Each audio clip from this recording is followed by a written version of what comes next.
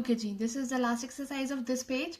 Write the words in your book which mean. Okay, now the description is given and we are supposed to write that what is the actual word they are talking about. This is the description of which word, and where will we find these words? These words are over here. Okay, in this exercise these words are there. You are supposed to read the description and then you will get an idea that what is the actual word.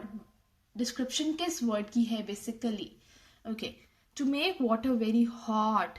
When we are boiling the water, then we are making the water very hot. So what is the word? Boil. We have done boil over here now. The sharp end of a pencil. The sharp end of a pencil is a point. To break up and spoil, destroy. The opposite of a girl, boy, and something you play with, it is a toy. To make someone mad, annoy. Okay, description were given and you guess the word from where? You guess the word from here. Okay.